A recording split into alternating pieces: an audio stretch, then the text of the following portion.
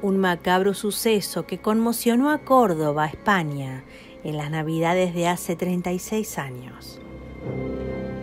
La víctima había sido director del Conservatorio de Música y el agresor, su hijo, componente del famoso grupo pop Trébol. Pero lo que más impactó fue el modo en que cometió el crimen.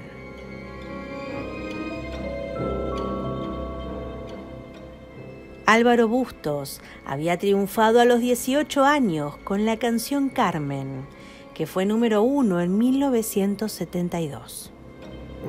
Era cantante del trío Trébol. El grupo lo fundaron Carlos Catalá y Jorge Crespo, y a él se unió después Álvaro Bustos. Aunque después colocaron en el mercado otros temas como Pajarillo, Música eres tú y María Rosa, que también sonaron bastante, tal éxito no volvió a repetirse.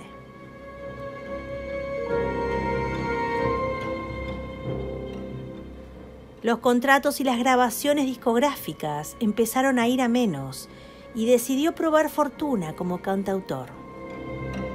Tras fracasar, decidió abandonar los escenarios y regresó a su ciudad junto a los suyos. Su vida sufrió un brusco giro. Cambió su afición de las partituras por libros de esoterismo y demonología. La enfermedad mental que padecía, una psicosis paranoide, hizo el resto. Una marcada transformación de la personalidad. Durante las Navidades se estaba dedicando a su afición favorita, como era volcarse en la lectura de libros de magia negra y alquimia.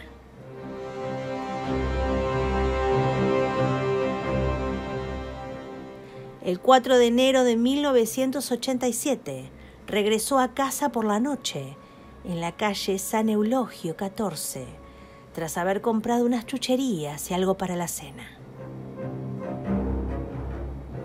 Subió a su habitación y descolgó la barra de madera que sostenía las cortinas de la ventana.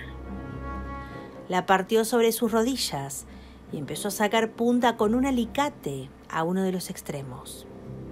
Finalmente la afiló con una lima. La había convertido en un arma. Tras esconderla entre el jersey y la cintura del pantalón, bajó al cuarto de su padre.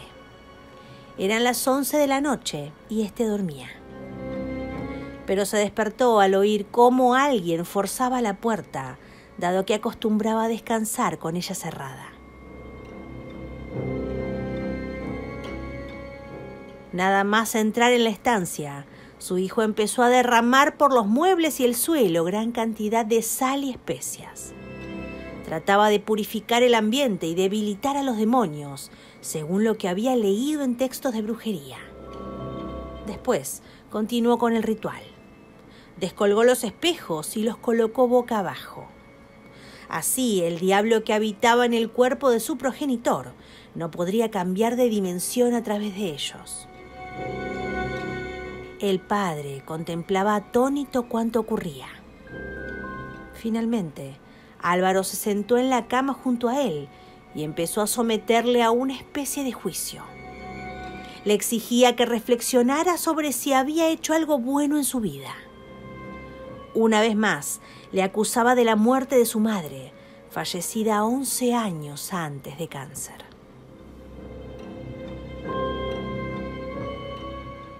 Cuando el asustado hombre intentó huir, su vástago se lo impidió. Lo había sentenciado. Hubo un forcejeo y el joven lo arrojó al suelo, no sin antes despojarle de la parte superior del pijama. Después se colocó encima y tras sacar la estaca que llevaba escondida, la clavó en el pecho de su padre, utilizando con gran fuerza las dos manos, mientras gritaba: «Va de retro, maligno, va de retro». El palo atravesó el corazón y los pulmones, llegando hasta la columna vertebral.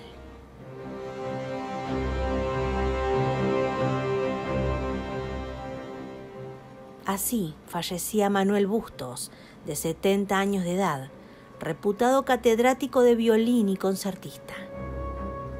Había sido director del Conservatorio de Música de su ciudad durante décadas y pertenecía a la Real Academia Cordobesa, toda una institución en el ambiente musical de la capital. Su matrimonio había funcionado mal. La madre y el hijo formaron un frente contra él. Por eso, cuando ella murió, Álvaro, como Edipo, decidió vengarla y anunció a su padre, al que denominaba el Inipo, que algún día lo mataría. Y lo que éste consideraba un desvarío de su hijo, a lo que ya estaba acostumbrado, fatalmente se cumplió. Una vez cometido el crimen, envolvió el cadáver en una manta y lo bajó a la cochera. Desmontó el asiento delantero de su Seat 127 y colocó el cuerpo sobre el mismo, ocultándolo con una manta sobre la que colocó cajas de libros y otros objetos. A la mañana siguiente se desplazó a la Sierra Cordobesa con la intención de quemar el occiso y esparcir sus cenizas por el Guadalquivir. Llamó a un amigo que tenía una finca por la zona y lo citó allí con el fin de eliminar al diablo, pues necesitaba un lugar tranquilo para incinerarlo. El muchacho acudió, preocupado por lo que acababa de oír, para comprobar la situación. Al ver que asomaba un pie por el coche, improvisó una excusa y volvió raudo a la capital. Visitó a un abogado para que le acompañara a comisaría a denunciar lo que había presenciado. Mientras tanto, la empleada del hogar, que todos los días acudía a casa de los Bustos para hacer labores domésticas, se encontraba una nota en la puerta de la casa. «Tómate el día de vacaciones y vuelve mañana». Un tanto molesta, fue a buscar al otro hijo de la familia. De inmediato, este acudió al inmueble. Era consciente de las malas relaciones de su hermano con el padre y temió lo peor. Al comprobar las manchas de sangre en el suelo y en la cama, avisó a la policía. A las 4 de la tarde, el asesino continuaba rondando por las carreteras de la sierra en busca de un lugar adecuado para consumar el ritual. La niebla le dificultaba la localización del mismo. Cuando vio el rancho La Priorita, decidió entrar de modo clandestino. Cortó la alambrada e introdujo el vehículo, escondiéndolo adecuadamente. Después, la reparó para que nadie se apercibiera de su intrusión. Fue apilando troncos de leña seca hasta crear una especie de cama en la que iba a acostar a su padre para proceder después a carbonizarlo todo. Pero cuando se encontraba terminando los preparativos, la paz se vio alterada por el sonido de una motocicleta. Eran 2 muchachos, hijos del guarda de la finca. Estos fueron raudos en busca de su padre para comentarle el hecho. «Voy a preparar un fuego porque esta noche vendremos aquí unos cuantos amigos a comer unas chuletas. No se preocupe por nada, tengo permiso del dueño», le explicó al encargado de vigilancia de la finca. El trabajador le dijo que debía de haberse equivocado de lugar porque el propietario no le había avisado al respecto. En ningún momento me contestó mal, parecía muy educado. Vi que tenía las manos manchadas de sangre, pero supuse que se había arañado al cortar la alambrada. Cuando después me dijo la policía de dónde había salido la sangre, por poco me da algo. No quiero ni pensar si tardo 10 minutos más y me lo encuentro ya haciendo lo que iba a hacer», contó después el vigilante. Para matar al diablo hay que quemarlo, después de clavarle la estaca en el corazón, dado que puede resucitar en las 24 horas siguientes. Era lo que había leído Álvaro y pensaba cumplirlo a rajatabla.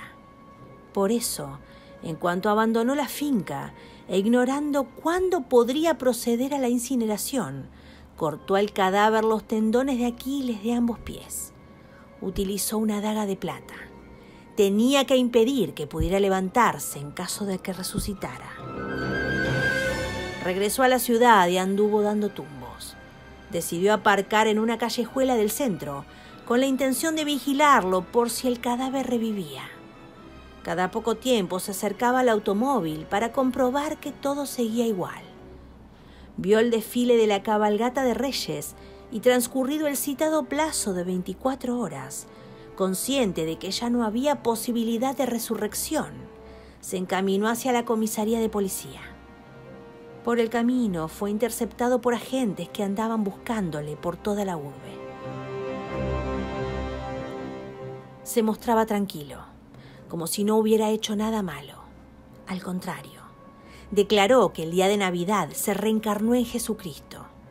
Ambos tenían 33 años. Y al ser su padre el diablo, tenía la obligación de exterminarlo. Afirmaba que el maligno se había apoderado de él, residía en su cuerpo. Incluso el difunto le había reconocido que «soy Satanás y una estaca clavada en mi corazón será la única forma de acabar con mi vida». Por eso su único propósito había sido liberar a la humanidad de este mal, sacándolo de las entrañas de su progenitor. A principios de diciembre había comentado a su hermano que con la llegada del nuevo año iba a ser iluminado por unas revelaciones y que llegarían a conocerle en todo el mundo. En efecto, numerosos periódicos de Europa se hicieron eco de tan macabro esoterismo. Álvaro hasta entonces estaba considerado como una buena persona, abierto, simpático, con don de gentes y carisma. No era bebedor, mujeriego ni juerguista. Se caracterizaba, según sus amigos, por ser un pacifista convencido. Cuando se producía alguna pelea, siempre mediaba intentando poner paz. Por eso extrañó tanto en la población cordobesa, sobre todo entre los que le conocían bien, tal cambio de personalidad. Precisamente su última composición fue Salve la Paz, que grabó en Alemania, pero no llegó a comercializarse. Desde su fracaso final como músico, convertido en un juguete roto, no tenía una ocupación fija. Seguía componiendo y grabando maquetas para casas discográficas y emisoras. Confiaba en retomar el camino artístico. De vez en cuando hacía alguna chapuza como electricista. Poco a poco, al ver que no se reencontraba con el éxito musical, fue creando un mundo aparte, volcado a sus aficiones y libros de alquimia, hechicería, ciencias ocultas, especialmente la Biblia satánica de Sandor Lavey, fundador de la Iglesia de Satán. Todo ello, junto a su trastorno mental y a los años de soledad que llevaba, terminaron mutando su personalidad. Existía una base patológica y con el transcurso del tiempo llegó a creerse el salvador del género humano, el elegido. Residía en el primer piso de la casa familiar. Lo tenía todo pintado de negro, paredes, techos, incluso las ventanas tapadas con trapos de dicho color. Su padre, que no quería saber nada de él, ocupaba la planta baja. Se limitaba a darle diariamente 1.000 pesetas para sus gastos. Juzgado medio año después, se mostró como una persona pacifista que había hecho un favor al mundo. Se alegraba por la muerte del diablo, pero lloraba por la de su padre. Reconoció ante el tribunal. El psiquiatra Carlos Castilla del Pino, forense que se encargó de examinarlo, decía que el procesado padecía una psicosis paranoica crónica de la que es imposible que se recupere. Reconoció que en su mente existía la necesidad de matar a Satanás y, sumido en este delirio, cometió el parricidio. El Ministerio Público aplicó la eximente completa de enajenación mental, por lo que solicitó la absolución del acusado. Fue declarado inimputable del sangriento exorcismo. Álvaro seguía insistiendo en que su misión estaba ya completa y que había dado ya parte a Dios desde la capilla de un colegio de Córdoba. Pero, según Narciso Ariza, fiscal jefe de Córdoba, después de ser condenado, dijo que el demonio habitaba en el cuerpo de su hermana. Fue ingresado en un centro psiquiátrico, aunque el informe decía que no debe salir de por vida, ya que está en peligro la vida de esa niña. A los pocos años fue puesto en libertad. No se ha vuelto a saber nada del llamado exorcista de Córdoba.